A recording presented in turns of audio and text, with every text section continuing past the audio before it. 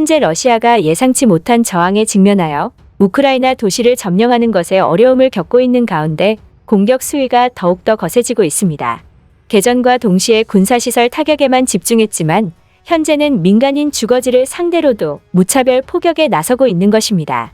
특히 미국 정보 당국이 러시아의 이스칸데르 미사일이 연이어 발사되고 있다는 발표를 했을 만큼 러시아는 핵심 전력을 가용하고 있는 실정이고, 이에 각국의 국가들은 현재의 엄중한 안보 상황을 고려 개전 상황에서 러시아군의 전력에 대한 정밀 분석에 나서고 있습니다.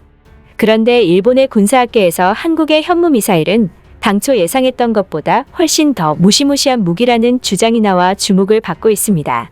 어떤 내용인지 자세히 알아보겠습니다. 현재 상황이 잘 풀리지 않는 러시아는 그야말로 폭주하고 있습니다. 화가 단단히 난 세르게이 라브로프 러시아 외무장관은 미국과 서방이 개전에 개입하고 있는 것에 공식적으로 매우 큰 불만을 드러냈고, 자칫 잘못하면 전 세계가 파멸에 빠질 수 있다며 위협했습니다. 그러면서 러시아는 제재에 대해 준비를 했지만 기자들과 스포츠인, 문학의 인사에게까지 제재가 가해질 줄은 예상하지 못했다며 당혹감도 내비쳤는데요. 알렉산드르 그루슈코 러시아 외무차관도 이날 러시아 국영 뉴스 채널에 출연해 러시아와 나토 간 무력 충돌이 일어나지 않으리란 어떠한 보장도 없다면서 나토가 우크라이나에 무기를 지원하는 건 아주 위험하다고 지적했습니다. 즉, 이 사태가 전 세계로 확전될 수도 있다고 경고한 것입니다. 이 같은 상황에 극도의 긴장감을 표출하고 있는 국가는 다름 아닌 일본인데요. 최근 러시아가 우크라이나와의 개전을 진행하고 있는 상황에서 매우 이례적으로 러시아의 헬기가 일본의 영공을 직접적으로 침범했을 만큼 일본은 패닉 상태에 빠져 있기 때문입니다.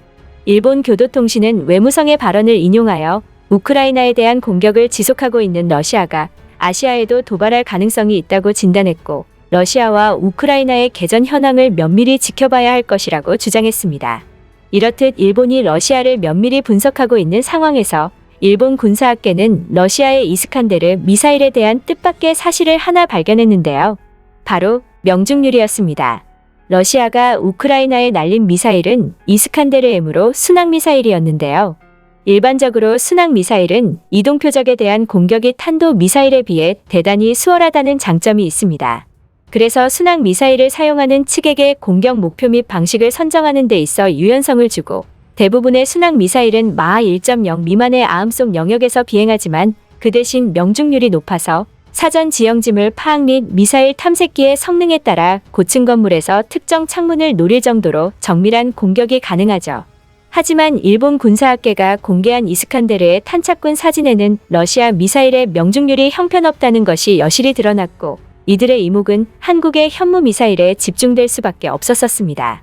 왜냐하면 러시아의 이스칸데르 미사일은 한국의 현무미사일과 유사한 형상을 갖고 있었고, 얼마 전 한국은 현무이 탄두 강화형 미사일이 표적에 정확히 명중하는 영상을 공개했을 만큼 현무는 당초 일본이 예상했던 것보다 훨씬 더 고도화된 기술을 갖추고 있었다는 것을 의미했기 때문입니다. 실제로 전직 방위성 방위연구소 선임연구원 다카야치는 이스칸데르 미사일의 정확도에 의문을 가지며 현무 미사일의 정확도에 대한 정밀 분석을 내놓았는데요. 그는 한국은 현무이 탄도 미사일 발사 시험에서 현무이가 800km를 날아가 바다 한가운데 목표 지점에 정확히 적중한 영상을 공개했는데, 그중 CEP 값을 주목해야 한다. CEP는 미사일이 표적에 명중할 때 명중하는 원의 반경을 가리키는데, 한국이 발사한 현무는 탄도미사일이었는데도 불구하고 CP가 1에서 5m 정도이다. 이것은 한국 탄도미사일의 관성항법 기술이 세계 최고 수준에 달했다는 것을 의미한다. 한국은 킬체인 전략이라는 것이 있다. 바로 현무이나 현무사로 북한을 선제 타격해 북한의 이동식 발사대를 부수는 것이다.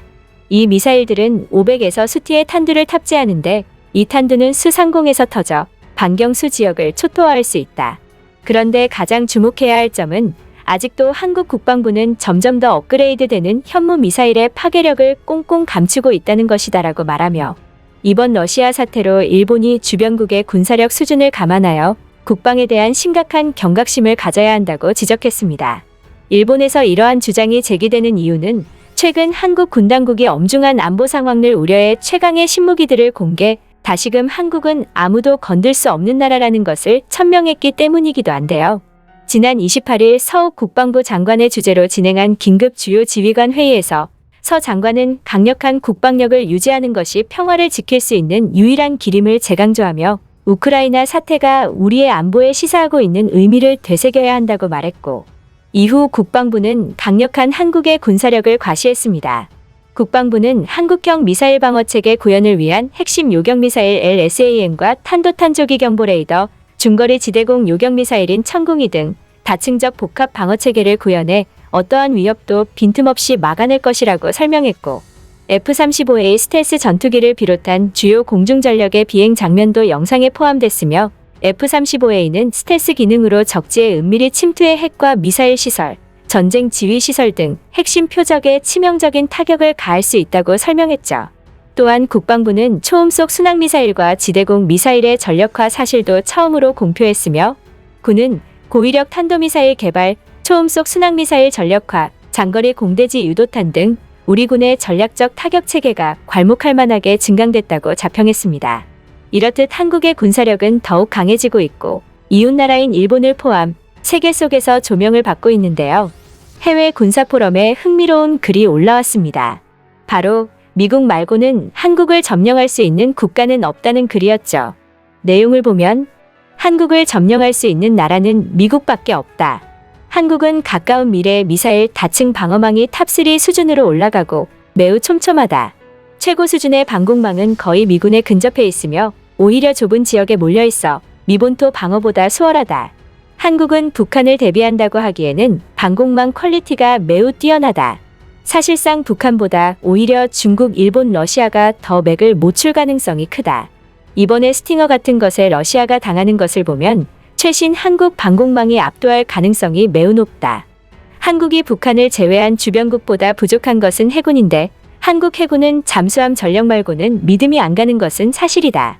한국은 잠수함 운용에서 묘한 노하우를 가진 것으로 알지만 림팩 훈련 성과나 여러 가지의 정보를 봐도 어느 정도로 강한지 짐작이 안 된다.